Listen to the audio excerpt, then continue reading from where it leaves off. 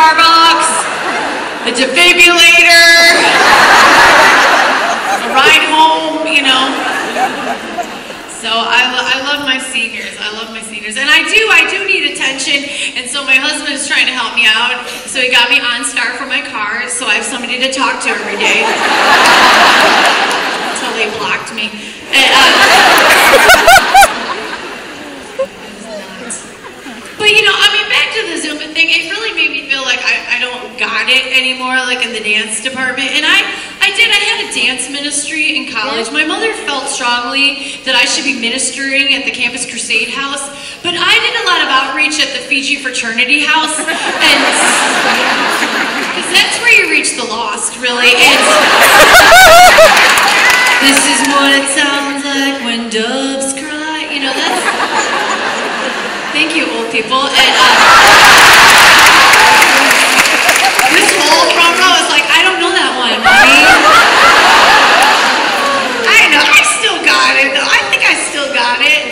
And then I went to a wedding, and I went on the dance floor. Have you ever been on the dance floor, and you kind of realize that all of your dance moves are 10 years out of style?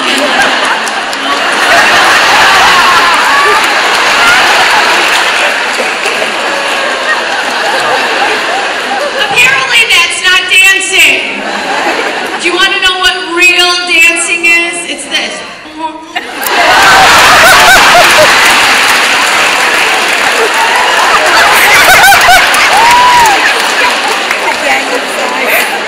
That's riding a horse. Dancing. But you know, I didn't get any of that dance stuff from my mother because my mother's a very conservative Christian church lady from the South. She does not, she worships on the inside, and she quit her choir when they added a tambourine. So, and my mother's choir at her church is very good. They sing so high that only small animals can hear them. And I remember I got to host part of the Grand Ole Opry, the Gospel Music Awards, and I was on stage, and then I went off stage, and Kirk Franklin was there, and Amy Grant was there, and my mother was in the back, right? Thank you. And she was in the back, and she went like this in the middle of the worship. And I said, Barbara, did you just get healed? And she said, no, but I didn't go to Curves today, so I was multitasking during the worship.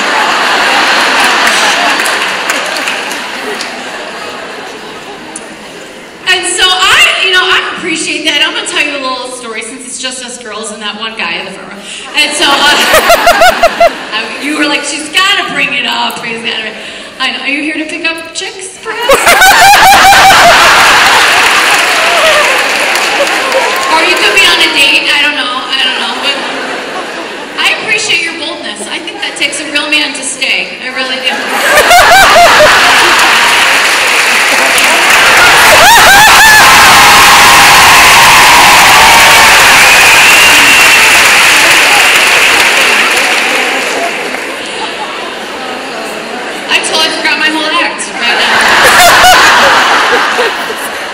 This is very charming. I get distracted. But no, so the thing was, I'll tell you a story. I was in Texas. I was in the country of Texas. And so, yeah. And so I was in a little intimate church like this. And so I was a front row person that day. And you know when you go to church, you gotta have everything already settled. Like your hair's gotta be done. You can't be doing any more adjusting if you're in the front row. Because everybody's looking at you, you know. And so I was in, and they were doing worship, right? And I remember being in the church. And have you ever been in a church setting and you're in worship and you realize that your underwear has gotten itself to a place that is hindering your worship? I mean, sir, you know what I'm talking about. We're all family here. So, do you know what I'm talking about? It's hindering you, and you've only got one more song to literally work it out. Do you know what I'm talking about? You don't know what kind of church it is. You better hope it's a gospel church. You better hope it's like, there's no God like Jehovah.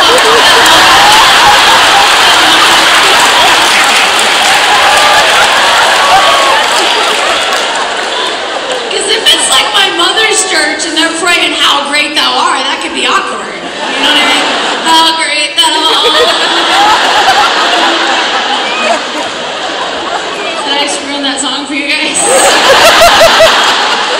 Sunday mornings. Put a little memories in your head.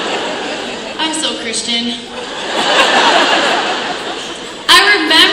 I remember when I finally got to get married, I called my mom down in Alabama. I said, Mom, I'm going to get married. And she said, praise God, we'll book the church. I mean, please, it had been booked for a long time. And so she was all like, is he a pastor? I said, no, Mama, better. Doctor? I said, no, Mama, better. He's a comedian. Hello? Hello?